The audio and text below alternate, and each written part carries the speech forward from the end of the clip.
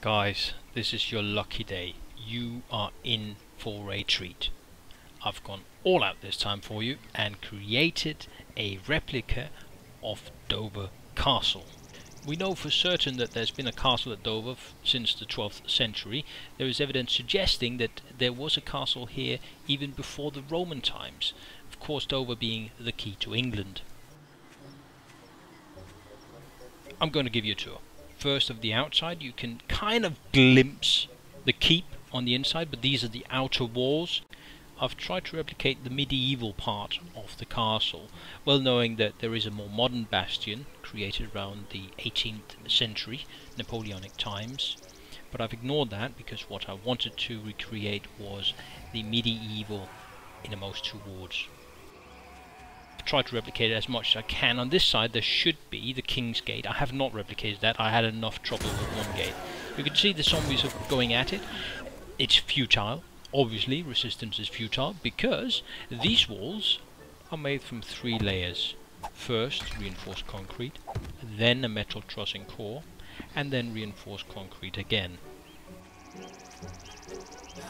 This is where the King's Gate would have been. I've just made it as a defensive tower instead.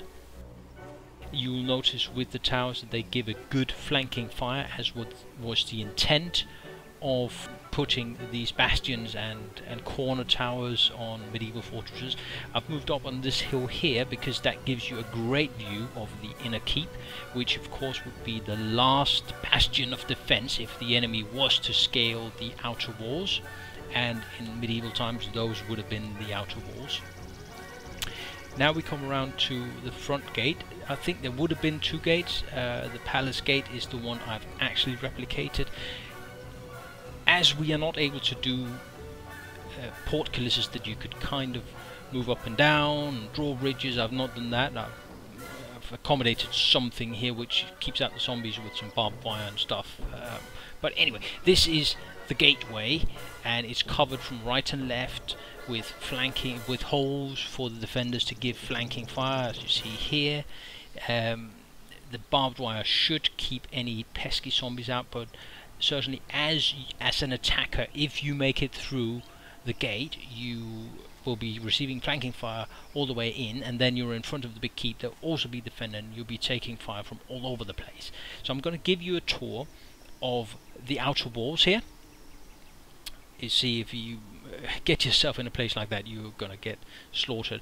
I haven't put in all of the amenity buildings you would see, like stables and party halls and so on. I just ran out of bricks simply. I couldn't be bothered, and patience ran out.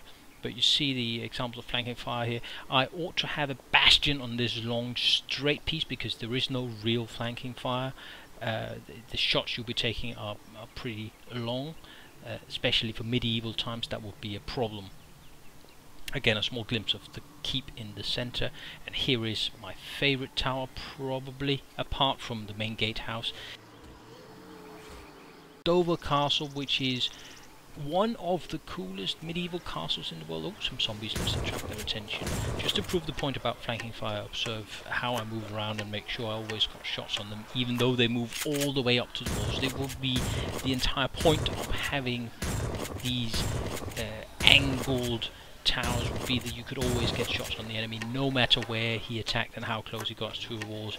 You see them attacking the side of the tower. I move over here and I start shooting them again. They come close to me again and I start moving again.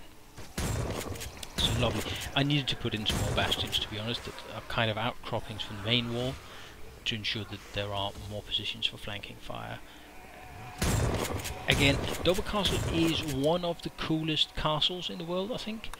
I would have preferred, though, my favourite castle in this world is probably Carnarvon Castle in Wales, but as you may know, it has orthogonal towers which would require me to do angles of 45 degrees, which this game doesn't allow us to do. It allows us to do 90 degrees, so I had to pick a castle that was built mainly with 90 degrees, and Dover Castle seemed to qualify as both such a castle and a castle that was fairly well known and had some history to it. Another one of my favourite castles is Krak de Chevalliers in Syria. In contrast to Carnarvon Castle, Krak de Chevalliers was actually besieged on at least one occasion.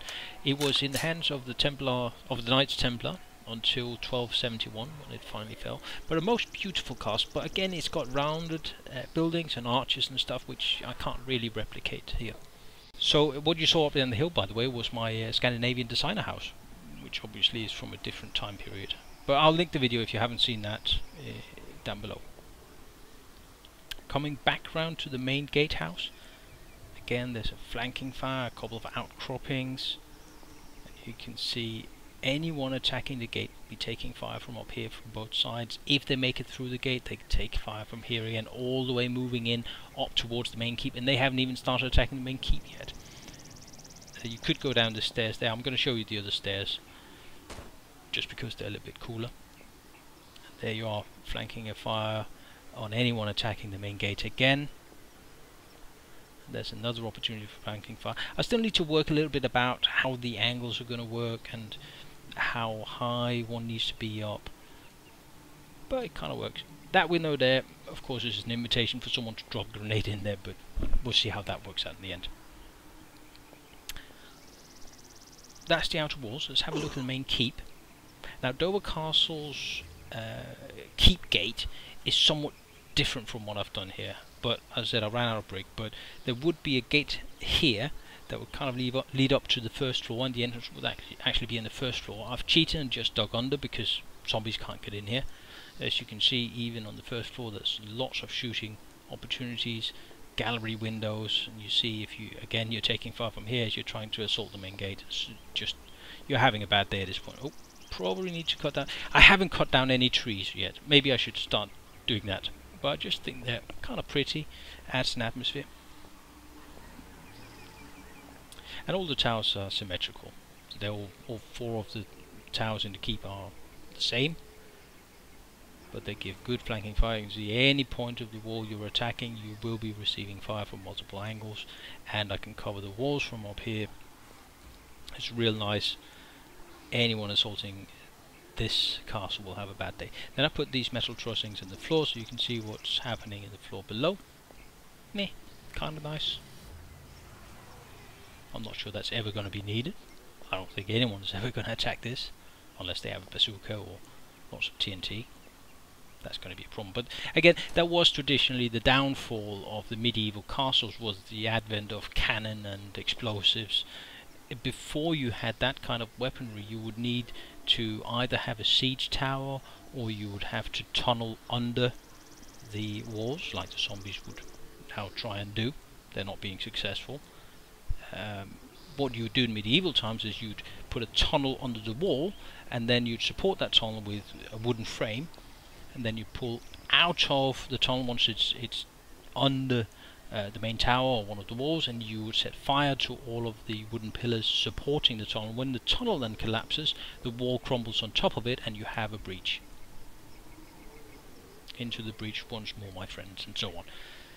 The zombies are not going to be successful with that, given that I've got 3 layers, and the core layer, the centermost layer, is made out of metal trussing, which Rhino Crunch proved has a capacity of about 15 or 16 in transverse carrying capacity. This is my garden, and I learned a really useful trick the other day. You can see I have a small river here.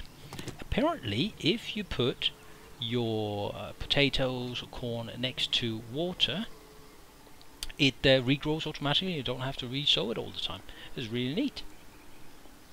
And the earth kind of turns dark, so you can see that it's actually automatically regrowing. Here we are. That's the view from the main keep. Hope you've enjoyed the show. Let me know what you think down below, and until next time, stay frosty.